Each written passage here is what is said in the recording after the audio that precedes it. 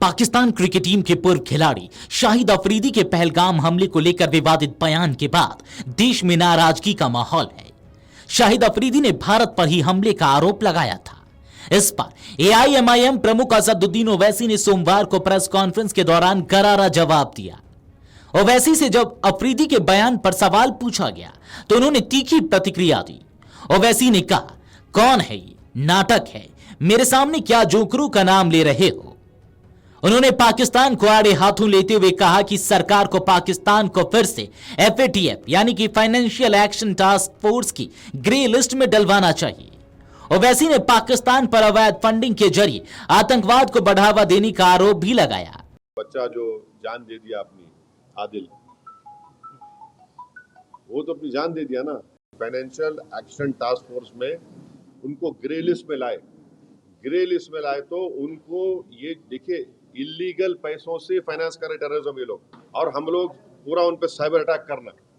हमारे पास ethical hackers है हमारे पास। शहीद अफरीदी ने ऐसा स्टेटमेंट किया है, भारत खुद ही अपने लोगों को मारता है और फिर बाद में हमारे ऊपर नाम लेता है। कौन है जी इन्हें? शहीद अफरीदी कौन है इन्हें? आईएसआई हो या आईसिस हो, आईसिस खुरासान हो, या फिर आपके जो डीप स्टेट है या एस्टेब्लिशमेंट है पाकिस्तान का, वो तो यही चाहते हैं कि इस देश में हमेशा के लिए हिंदू मुसलमानों के झगड़े चलते रहे। तो इसीलिए उन्होंने हरकत की, और उनका वहाँ कश्मीर में जाकर नॉन मुस्लिम को, हमारे हिंदू भाई बहनों को मारने का मकसद एक ही था कि कश्मीर को ये बताना चाह रहे थे कि यहाँ कोई नॉन मुस्लिम नहीं आ सकता। तो उनका मकसद वही है। तो हम पूरे देशवासियों से अपील कर रहे हैं कि आप ऐसे वक्त पे, अपनी पॉलिटिकल डिफरेंसेस होंगे, मगर आप उन लोगों को कामयाब होने मत दीजिए जो इस देश को कमज़ोर करना चाहते हैं, इसकी यूनिटी को कमज़ोर करने करके। कश्मीर पर जैसा कि नाम लेकर मारा गया कहा जा रहा है, तो उसी तरह से हर मुल्क में हिंदू मुस्लिम किया जा रहा है। बीजेपी लीडर जो है तो नाम लेकर पूछ कर मार रहे हैं। दादर का वाकया सामने आया। तो ठीक है, वो जो कर रहे हैं गलत कर रहे हैं, वो लोग मुल्क के मुफाद में काम नहीं कर रहे, हम उसका मजम्मत करते, कंडेम करते हैं। अब आपके ही डिप्टी चीफ मिनिस्टर महाराष्ट्र के, वो खुद बोल रहे कि वो जो बच्चा जो जान दे दिया अपनी, आदिल, वो तो अपनी जान दे दिया ना। वो कहाँ देख रहा था कि मुसलमान है, हिंदू देख रहा, इंसान को देख रहा था। वो जान बचाने के लिए वो टेररिस्ट से वेपन छीनने की कोशिश किया, उसको मार दिए।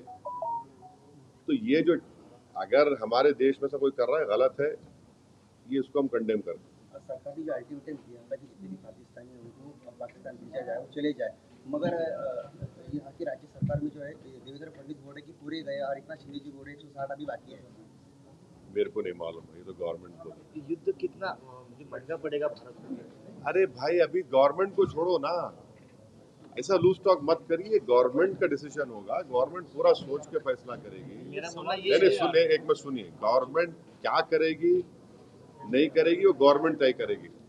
हमारा बोलना, अपोजिशन कहता है कि आप इस पर स्ट्रांग एक्शन लीजिए, ये खत्म होना ये चीज।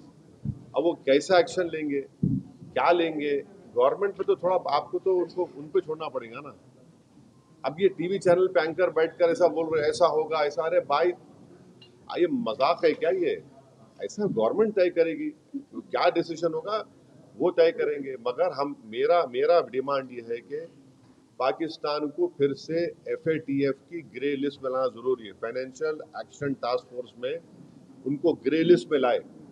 ग्रे लिस्ट में लाए तो उनको ये देखिए, इलीगल पैसों से फाइनेंस करे टेररिज्म ये लोग। कोई वाइट का पैसे नहीं, कि इलीगल पैसे से। तो एफएटीएफ की दोबारा लिस्ट की ग्रे लिस्ट में पाकिस्तान को डालना जरूरी है। हम डिमांड करेंगे ये गवर्नमेंट से कि उनको एफएटीएफ की ग्रे लिस्ट में डालो आप, तभी जाकर उनका होगा। और हम लोग पूरा उन पे साइबर अटैक करना। हमारे पास एथिकल हैकर्स है हमारे पास। नेवल और एयरफोर्स ब्लॉकेट कर सकते, इंटरनेशनल लॉ में कर सकते हम। और अगर कल कोई एक्शन गवर्नमेंट लेगी तो यूनाइटेड नेशन का कानून है आर्टिकल 51, जो सेल्फ डिफेंस में आपको राइट देता, और नॉन स्टेट एक्टर्स के खिलाफ भी आप एक्शन ले सकते। तो ये सब चीजें हैं। और भारत के संविधान में आर्टिकल 355 है। 355 के तहत कोई स्टेट में अगर एक्सटर्नल एग्रेशन होता तो सरकार की जिम्मेदारी उसको रोकने की। शहीद अफरीदी ने ऐसा स्टेटमेंट किया है, भारत खुद ही अपने लोगों को मारता है और फिर बाद में हमारे ऊपर नाम लेता कौन है जी इन्हें? है। शहीद अफरीदी कौन है इन्हें? नाटक है क्या ये? छोड़ो ना, तुम क्या जोकरों का नाम ले रहे मेरे सामने, छोड़ो ना इन लोगों को। क्या भारत उनको शाहिद अफरीदी ने दावा किया था कि भारत खुद हमलों के लिए जिम्मेदार है और पाकिस्तान को बेवजह बदनाम किया जा रहा है। अफरीदी ने कहा था कि घटना के 1 घंटे बाद तक कोई फौजी नहीं पहुंचा और फिर जल्दबाजी में पाकिस्तान पर आरोप लगा दिया गया। पहलगाम आतंकी हमले के बाद भारत और पाकिस्तान के बीच तनाव और बढ़ गया है। भारत ने सख्त कदम उठाते हुए पाकिस्तान के 16 यूट्यूब चैनलों को बैन कर दिया है। इसके अलावा पाकिस्तान के सरकारी एक्ट्स यानी कि पूर्व ट्विटर अकाउंट्स पर भी कार्रवाई की गई है। भारत ने 2 टूक संदेश दिया है कि आतंकवाद को समर्थन बर्दाश्त नहीं किया जाएगा। Video desk अमरउजाला.com।